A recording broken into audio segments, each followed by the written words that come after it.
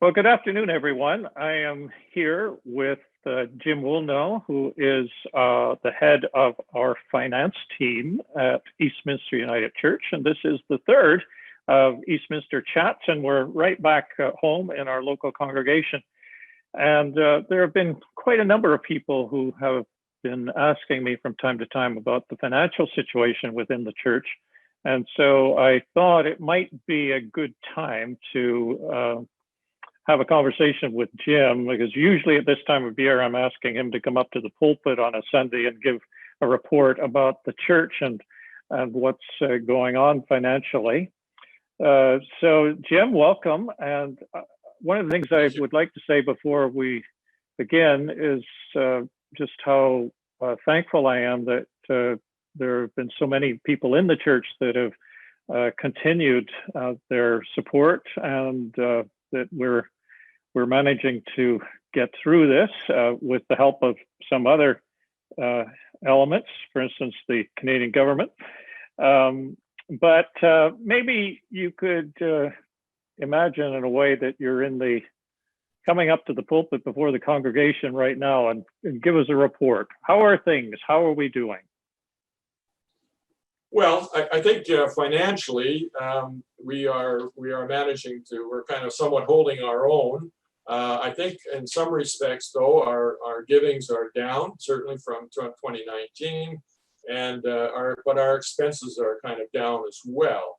And we have to consider going into 2021 that we have a deficit of about $30,000 to $40,000 that we'll have to try to overcome if we want to beat the deficit, so to speak. And but our givings are probably roughly about 70% of for 2020 versus 2019. So, and many of you are probably well aware we're not attending church, we're not going inside the building. Many of us may be dropping off our envelopes at the church, or if you're on PAR, and I'm a great proponent of PAR, then those funds come out automatically each month.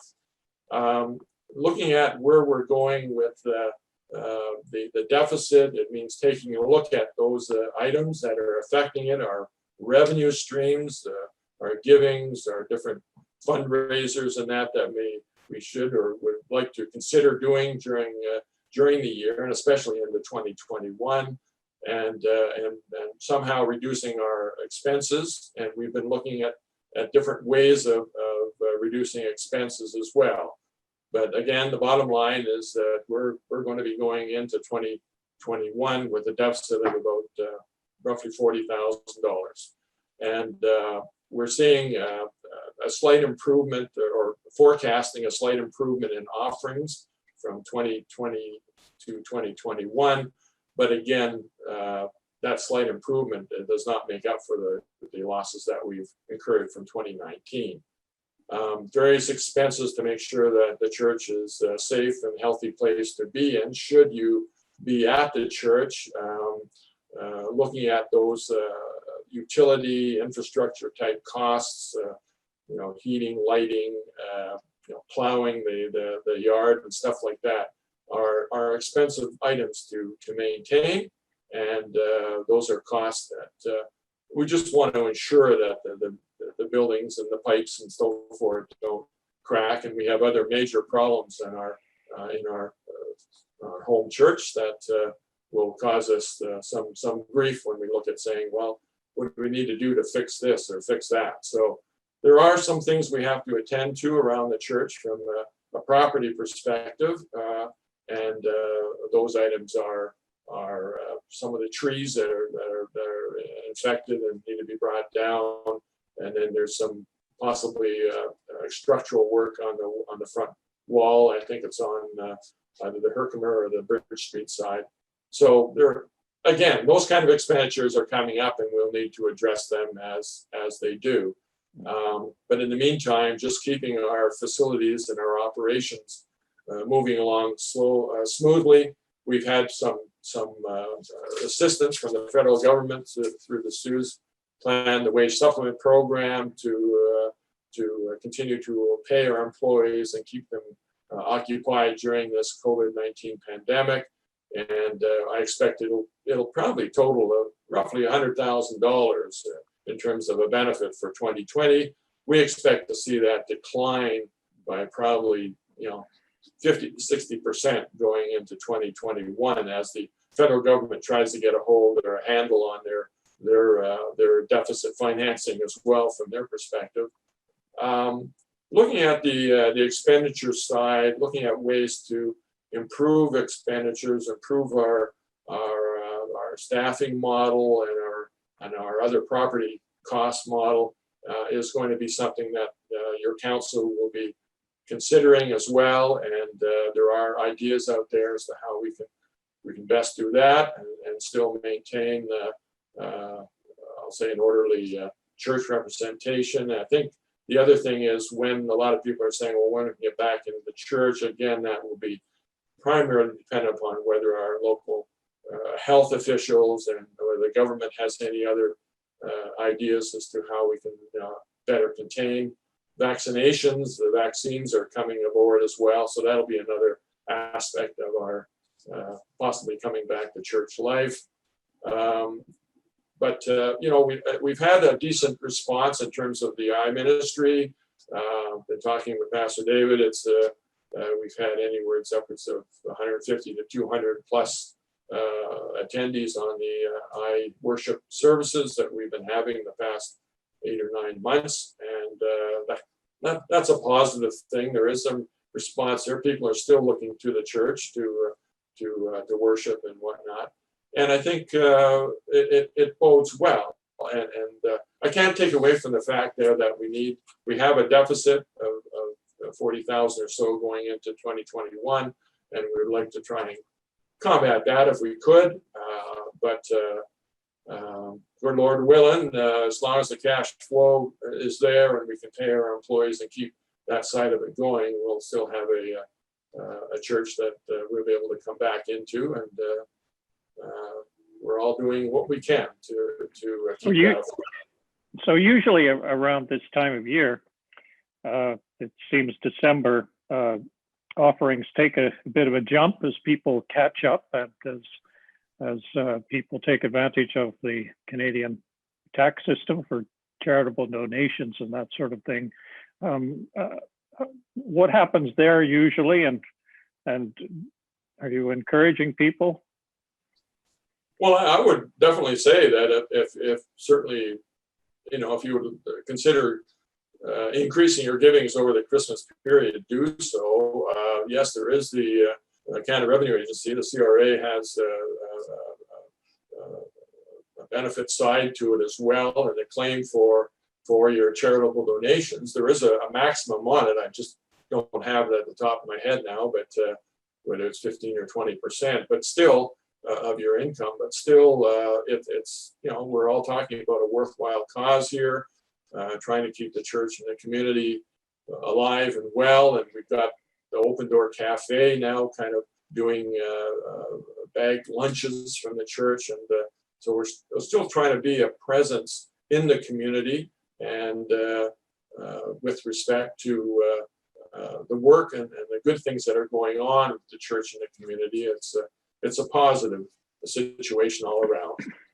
It's just a matter of meeting some of these shortfalls that we have, specifically the deficit shortfall that we'll have, and going into 2021, it'll be even a little more challenging. And I think areas that we'll have to take a look at are various fundraising activities and expense reduction activities, and just a number of different things. So I would definitely encourage for those of you that can give a bit more, please do, and the church would be ever so grateful for that.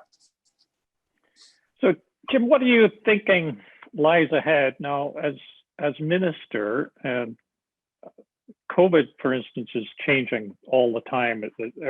Everything's sort of uncertain with it. But the way I think things are shaping up right now in terms of church and worship and some of our regular activities, it looks like the second wave, they're projecting it gets a little worse now over the next few weeks, maybe a couple of months. And it's going to be a difficult time.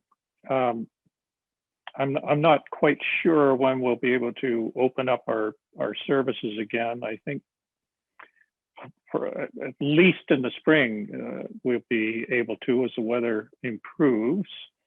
And then as I look further down, very thankful for the vaccines that seem to be coming online, and I'm hopeful that those things will start to kick in as we go through the year. Right now, I'm thinking that we may be able to we may have sort of the social distanced services that we had in the early fall.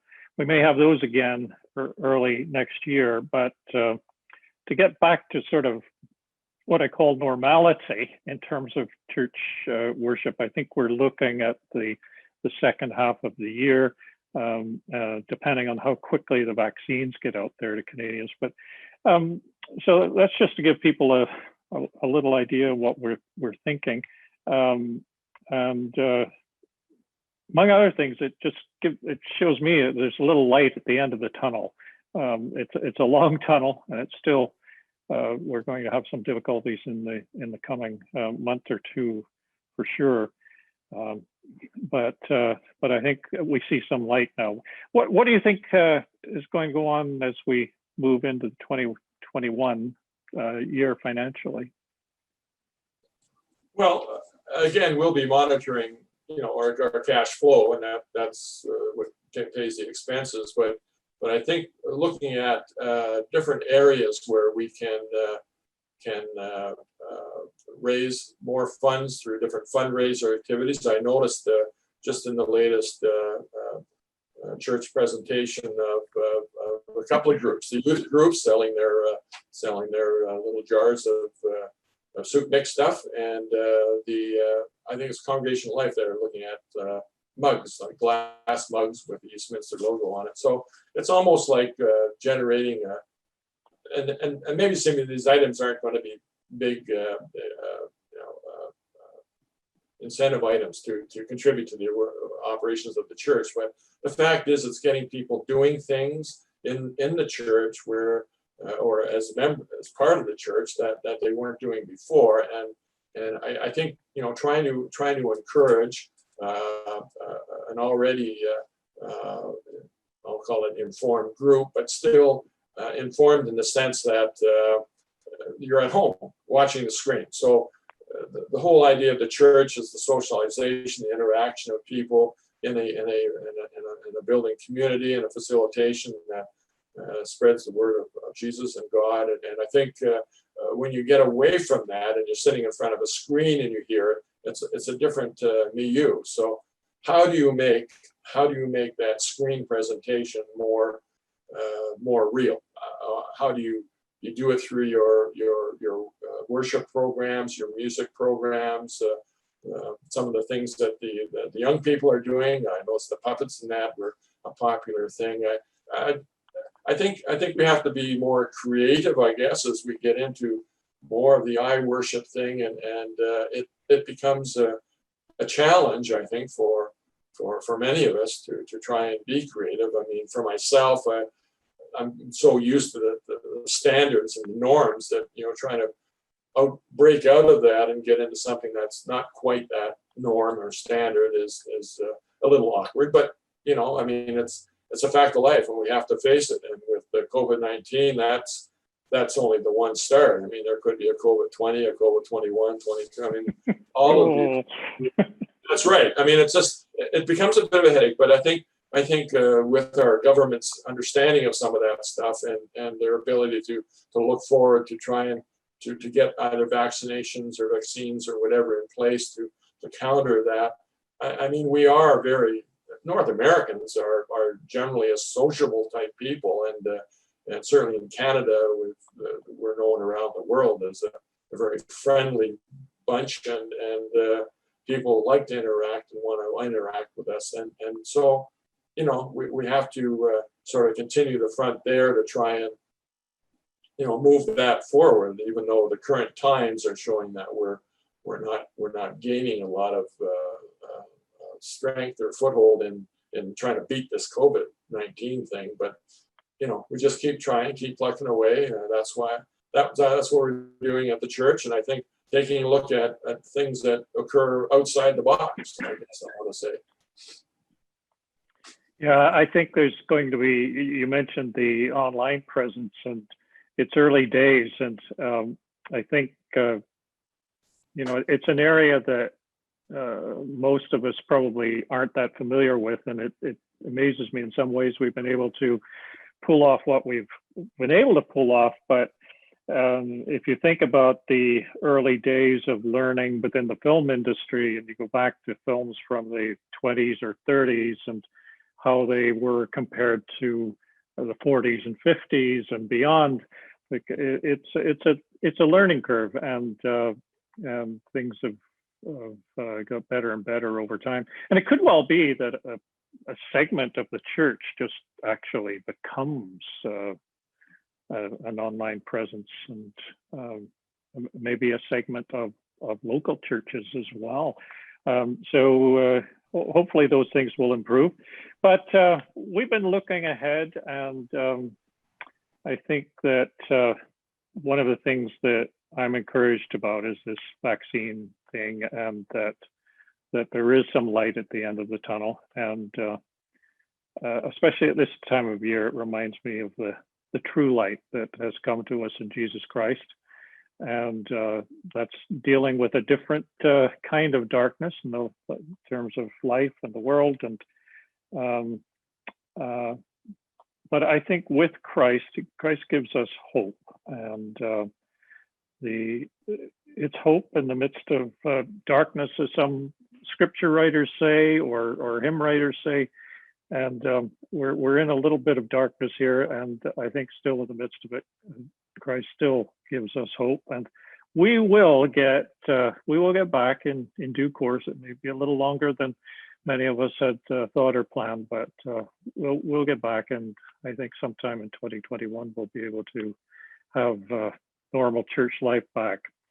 So anyway, Jim, thank you for joining me today and for letting us know a little bit about the finances of the church. God bless you.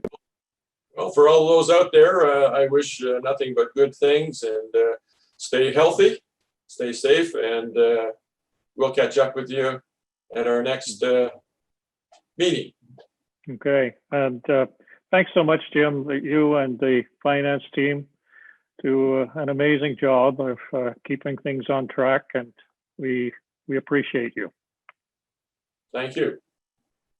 Okay, we'll catch you on the next time with Eastminster Chats again. I'm not sure what it will be yet, but that will come in time. Merry Christmas. Merry Christmas.